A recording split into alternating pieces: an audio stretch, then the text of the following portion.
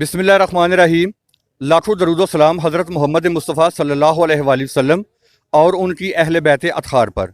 अस्सलामु अलैकुम नाज़रीन, डेली गुजरात के साथ सैयद इब्रार नकवी आपकी खिदमत में हाज़िर है। नाज़रीन, मैं इस वक्त मौजूद हूँ न्यू शबाजपुर सियालकोट रोड पर, शबाजपुर पुल पर, जहाँ एक इंतहाई दिल खराश वाक़या पेश आया। थाना सदर जलालपुर जटा के नवाई गांव माड़ी वड़ैचा से तल्लक रखने वाले नौजवान मोहम्मद इरफान वल्द मोहम्मद आज़म, मोहम्मद इरफान जो यहाँ नहाते हुए डूबकर जान की बाजी हार गया। रेस्क्यू 1122 और गोताखोर टीमें जो हैं ये मौका पर मौजूद हैं। डेड बॉडी की जो तलाश है वो जारी है। हमारे साथ काफ़ी लोग मौजूद हैं, यहाँ मुकामी लोग भी हमारे साथ मौजूद हैं, उनसे भी हम बात करेंगे और इस वाक़े के बारे में मज़ीद इंफॉर्मेशन जो है ये हम आपके गोश गुजार करेंगे। अस्सलाम वालेकुम भाईजान, ये किस टाइम का वक़्त हुआ है? 3 बजे का। 3 बजे का। और 1122 वाले किस टाइम पहुँचे हैं? 3:30 बजे। 3:30 बजे, मतलब वो ठीक टाइम पे पहुँचे हैं, आधे घंटे में वो यहाँ पहुँचे हैं। अच्छा, इनका टीम का क्या कहना है?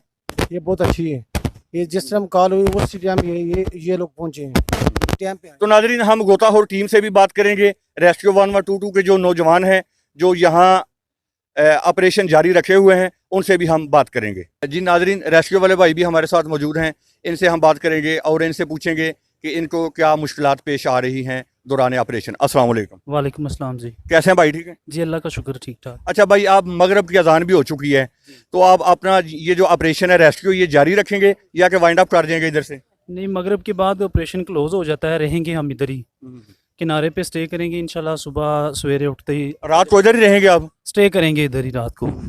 तो लेकिन ऑपरेशन जो है इसका आगाज दोबारा जो है ये सुबह को किया जाएगा होगा, क्योंकि मगरिब से पहले पहले वाटर रेस्क्यू का कोई भी ऑपरेशन है वो मगरिब से पहले होता है।